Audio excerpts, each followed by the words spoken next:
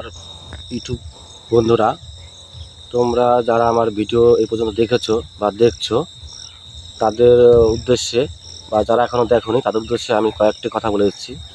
আমি কয়েকদিন, মোটামুটি 10-12 দিন ধরে আমি কোনো ভিডিও আপলোড করতে পারিনি, কারণ আমার শারীরিক অসুস্থতার জন্য আমি কিছুদিন হসপিটালে ভর্তি ছিলাম, যার কারণে আমি কোনো ভিডিও পোস্ট করতে পারিনি। এবং আমি না থাকার দরুন, আমি একটা চাষি বাড়ির ছেলে, তো আমি না থাকার দরুন আমার এই যে আপনাদের এর আগে ভিডিওতে আমার শশার জমি নিয়ে যে ভিডিওটা ছেড়েছিলাম বা আপনাদের দেখিয়েছিলাম, সেই শশার জমিতে আমি এখন দাঁড়িয়ে আছি। এখন মোটামুটি 5টার উপরে বাজে, বেলা ডুবে গেছে, এখন সূর্য দেখা যাচ্ছে না, মানে সন্ধ্যে সন্ধ্যে লাগে ভাব, ঠিক আছে। তো আমার শশার গাছগুলো এখন যা পরিস্থিতি আছে, তাদের গাছগুলো মোটামুটি ভালোই আছে। বাবা 2-1বার স্প্রে করেছিল, কিন্তু বাবা তো অত ভালো বোঝে না, ঠিক আছে। তো গাছগুলো আমার মেন হচ্ছে সার দেওয়া হয়নি, টোটালি সার দেওয়া হয়নি, যা দিয়েছিলাম আগে দিয়েছিলাম, যার কারণে আমার শশা গাছের মানে চেহারা মোটামুটি ঠিক আছে, কিন্তু এই চেহারা থাকতো না।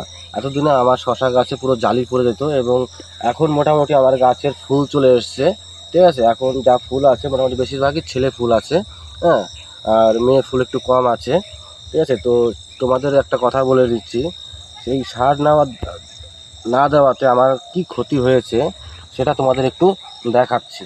এই যে গাছগুলো দেখছো, এই গাছগুলো দেখো এখন পোকা হয়ে গেছে, ঠিক আছে। একটু আগে স্প্রে করেছি, কালকে মোটামুটি গাছগুলো ঠিক হয়ে যাবে। এই দেখো গাছের ডগাগুলো দেখো কতটা সরু হয়ে গেছে। তো আমি যদি সার প্রয়োগ করতাম, তাহলে এই গাছগুলো, এই যে যা ডগা আছে বা যা আছে, যা অংশটা আছে, এই ডবল মোটা হতো।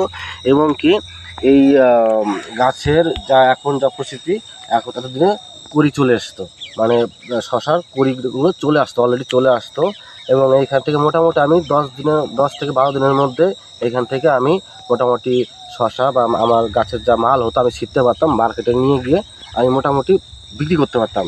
কিন্তু সেটা আমার এখন আর হচ্ছে না, আমি অনেকটাই পিছিয়ে পড়েছি। আর তোমাদের একটা কথা বলি, আমি বাঙালির ছেলে, একদমই বাঙালি, ঠিক আছে। বাঙালির ছেলে হয়ে আমার যারা ইউটিউব দেখছো, তো যারা বাঙালি আছো, একটা বাঙালি হয়ে একটা তোমাদেরও বলছি যে একটা বাঙালি হয়ে একটা বাঙালিকে সাপোর্ট করো। কারণ এই সাপোর্ট করার জন্য কোনো টাকা পয়সা লাগছে না, তোমরা শুধু একটা লাইক, কমেন্ট বা শেয়ার, তোমাদের যদি ইচ্ছা হয় তাহলে একটা শেয়ার করে দেবো, বা লাইক একটা বা কমেন্ট এটা অবশ্যই করে দিও। আমার মোটামুটি অনেকটা ভালো একটা ক্ষতি হয়ে গেছে, ঠিক আছে। আর একটা তোমাকে দেখাচ্ছি, আমার এই গাছগুলো অনেক এখন রোগ লেগে গেছে, কারণ তার মধ্যে তোমাদের বলে দিচ্ছি, এই ঘন ঘন বৃষ্টিতে, ঠিক আছে, খুব বৃষ্টি হচ্ছে ঘন ঘন। আজকেও দুপুরে হালকা পাতলা বৃষ্টি হয়েছে, তো ওই বৃষ্টিতে সমস্যা হয়নি যদিও, কিন্তু আর আগের যে বৃষ্টিগুলো হয়েছে তাতে খুব সমস্যা হয়েছে। এই যে টোটাল যে জমিটা দেখছো, ওই শশার পরে ঠিক এইখানে একটা ড্রেন করা আছে আমার, ঠিক তারপরে দেখো এইটা একটা মানে বাউন্ডারির মতো আছে, ওই পাশে ভুট্টা ছিল, আমার ভুট্টাটা কেটে ওটা ভাঙিয়ে নিয়েছি। এইখানে আমি বাঁধাকপি আর ফুলকপি চাষ করেছিলাম, এটা আমার পুরোটাই লস হয়ে গেছে, ঠিক আছে। এইখানে প্রায় আমার 10-12 হাজার টাকা লস হয়ে, টোটালি লস হয়ে গেছে। এটাকে আবার সাজিয়ে গুছিয়ে নতুন করে আবার ফুলকপি বাঁধাকপি চাষ করব, ঠিক আছে, করবো এটাতে। তো এই হচ্ছে আমাদের চাষি ফ্যামিলির পরিস্থিতি।